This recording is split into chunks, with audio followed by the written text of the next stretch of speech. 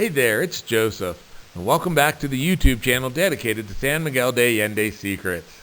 Today we're going to talk about dirty dancing Danzon, a style of dance. As always, in the descriptive box below there are links to various websites, including Amazon.com, that holds all the best-selling books for sale in the San Miguel de Allende Secrets book series.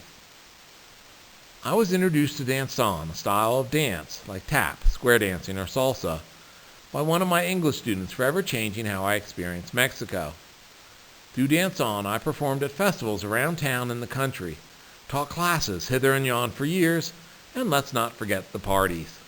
Because folks that like to dance, like to party. Danzon developed in Cuba in the mid-1800s with roots in the English line and French square dances, two styles that arrived in Cuba from the British invaders and French colonists fleeing the Haitian Revolution. The dance forms blended with African rhythms to make a fusion of elegant movement.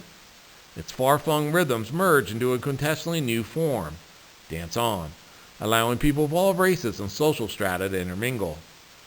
Danzon had a second revival in the 1990s, especially among Mexico's senior citizens. Though I enjoy the challenge and speed of salsa dancing, Danzon is a better style to grow old into, as the passes are slower and require better listening skills to find the music's cadence. Danzon is a formal partner dance, requiring set footwork around elegant pauses. Basically, a Danzon song has three parts, all beginning with the man inviting his partner to dance, then introducing the woman to the audience before embracing. The first two parts are slow, delicate, and romantically restrained. The third is faster, allowing the woman to spin away from the man and perform more active passes with dips and swirls. In choreographies, the dancers will switch partners, forming a Busby Berkeley-esque musical numbers. Each part ends with a bit of drama and flourish, as the pair face the audience while he dramatically lifts his hat, and her, the fan. The fan also makes Danzon unique.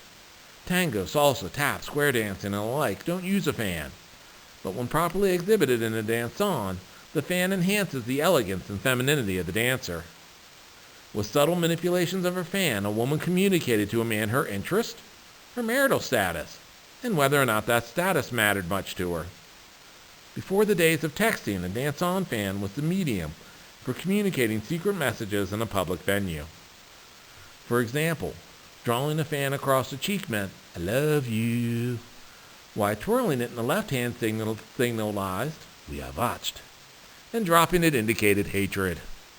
You could be even more specific by inciting an affair, with the number of fan panels being shown at what time your dangerous liaison was to commence.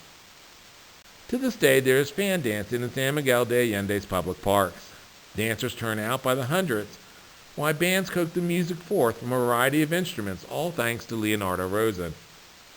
Leonardo, a native New Yorker, has done more to increase Danzon's popularity in San Miguel de Allende than any other person. Leonardo has volunteer-taught countless classes and arranged forays to other cities for our groups to dance for thousands of people.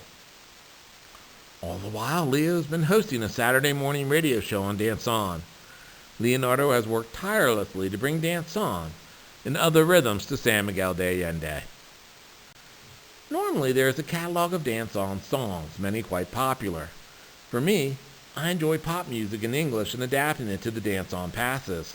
To watch a Danzon to "These Boots Are Made for Walking," "I Want to Be Loved by You," or "Kiss Me" adds a bit of surprise and pop cultural relevance to a Danzon in public performances. As always, feel free to click the subscribe now button below and you'll get automatic notifications of new videos as they come out here on the YouTube channel dedicated to San Miguel de Allende secrets.